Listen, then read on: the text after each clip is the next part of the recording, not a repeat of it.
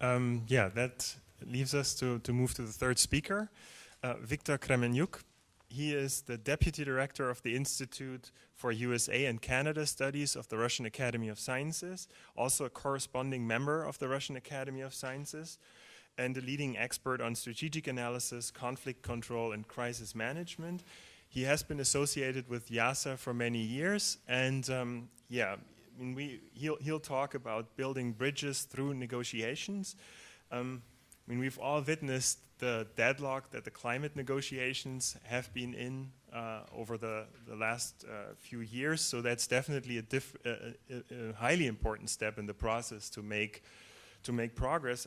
As far as I understand it, his presentation will also focus on the role of scientists in negotiations, and therefore we'll I guess that shed some light on this science policy interface that is one of the main topics of this conference. So, Victor, please, the floor is yours. It's written here, you are over time. I have not yet started, but the overtime is, okay, 0. I want to attract your attention to several points.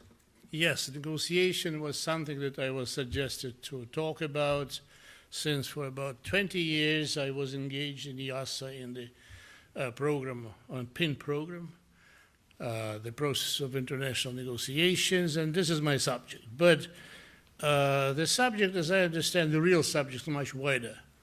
2 days we were listening to different people talking about IIASA, its history, and so on, and I want to also to bring some of my insights into the subject.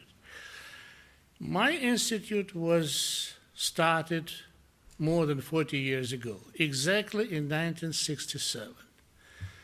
You remember someone in the beginning, I think it was Dr. Kabat, who mentioned the very important meeting between the Soviet Prime Minister Kosygin and Lyndon Johnson in June 1967. It was an informal meeting. Kosygin, there was no state visit. He has come to the UN General Assembly related to the Middle Eastern crisis, but he asked for a meeting with the American president. I had the chance later to talk to McGeorge Bundy, who was President Johnson's national security advisor, and he told me something from inside. So originally Johnson didn't wish to meet, then he agreed to meet, and when he listened to Kosygin, he was astonished, because what the Soviet Prime Minister was talking to him was absolutely unexpected. Number one, we need to take all the measures to avoid inadvertent war. You have 30,000 warheads, we have more than 20,000 warheads. It may easily be used even without our knowledge. We should work on that. He said, yes. Second, we should start thinking about slowing down the arms race because it acquires dangerous dimensions. Yes. Number three, we should think about some sort of the code of conduct that will divide our actions into acceptable and unacceptable, and we should agree on that. And several others down the list. Somewhere one of the last points was global problems and the possibility to establish a joint Soviet-American research center, which has developed into IIASA 5 years later.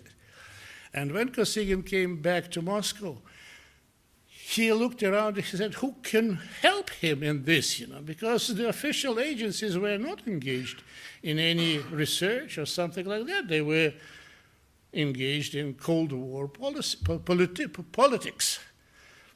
So, and the institute was established. The purpose of the institute was to look for some alternative policy towards the United States, at the risk maybe even of being labeled as anti-ideological or non-ideological, but still the need for that was recognized and the institute was started. And we were happy enough because for a couple of decades we worked on the subject of alternative policy toward the United States. And when Gorbachev has come to power, it was already there on the table. Since then, somehow my institute is labeled among 30 most influential think tanks in the world, simply because we were thinking about unthinkable. And that helped us to do this. Why I'm mentioning that? Because you understand that in 1967, when the two responsible leaders agreed that they should demonstrate global responsibility and start thinking about how to solve the global issues, it was down on the list. It was not regarded as something terribly important. Though now, 40 years later, we understand how important was the decision of the both superpowers to begin this institution and to start working on something which determines the future of the humankind. Fortunately enough, the Cold War ended, just the arms, the weapons, strategic weapons are slashed, to some tolerable dimensions, but the IIASA prospers, and it is regarded now as a very respectable and important institutions. So thanks, to those leaders dead at that time that they have foreseen this possibility, this future. Number two, of course, is the subject which I developed in IIASA for many years, because many years ago I was dispatched by my boss here, because finally, the ideas of Howard Reifa, that IIASA should be one of the places where negotiation should be studied, was realized. The foreign ministries in the US, State Department, and the Soviet foreign ministry did not object against, such a. Before that, they had some reservations. And we started working on this issue. For about 20 years we worked. There was the PIN program. We have published about 20 books on that, but then this activity was discontinued.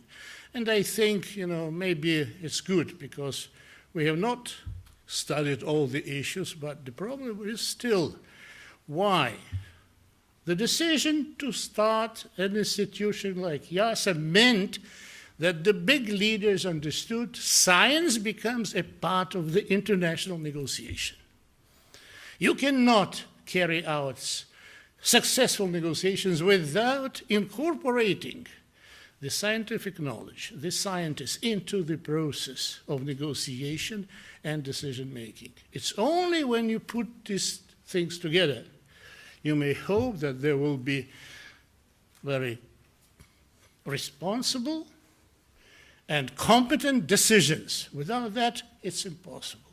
So, and this is the problem, how to incorporate the people from the other world, the people who really never think in the terms of political bargaining and so on, how to incorporate them into this process. Because you understand, the people from science, from the scientific world, they sometimes sound very naive.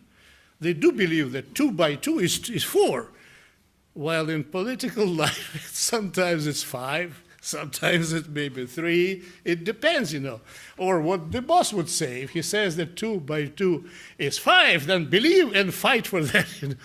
But not with the people from the science. They know what they know. They would never agree to be treated in that way. Their knowledge is something which brings them into the picture. And there, of course, there is a problem how to put together the large and growing amount of this knowledge, how to make it a part of the political relationship between different nations, East and West or South and North, never mind, but how to put that and how to base the important agreements on that basis. It's not that it sounds, I'm trying to sound, just a bit simple, but it's not that simple.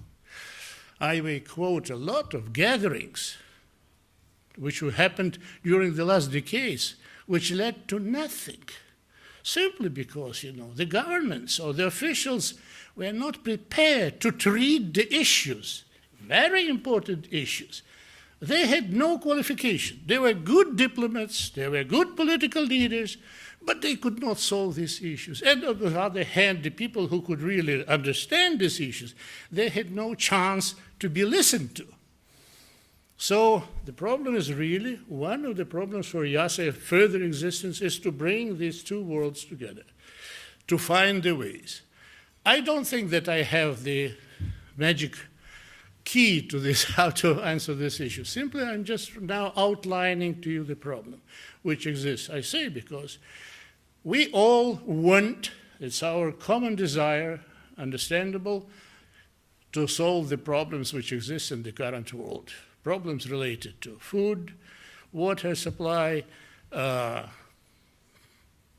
population growth, and many others. But you understand that to solve that, you need to identify the problem properly. You need to identify solution, desirable solution. You need to calculate the resources which are available for such solution. You need to work out a strategy of the solution, and you need to specify the outcome.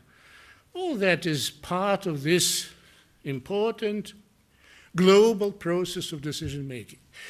The scientists are very good, have demonstrated their ability to identify the problems better than anyone.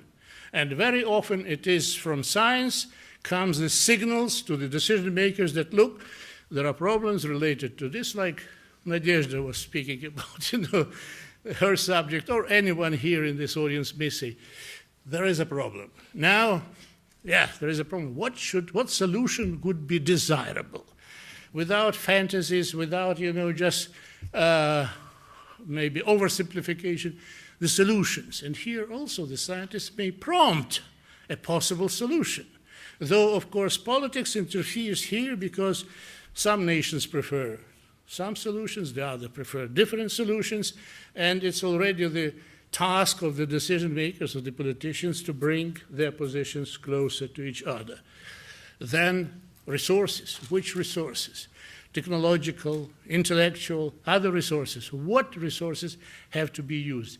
And so on. So I say, that in this process of the global decision makers, the scientists gradually, step by step, they acquire more and more importance. I don't want to say, I think I'm not that naive, that, with the day, scientists will decide everything. Well, God bless it. I think, but, there should be a very, I would say, appropriate way how to put together the good wills of the scientific community and the good wills of the political community, and finally, maybe to think about appropriate and balanced global decision-making system. Thank you.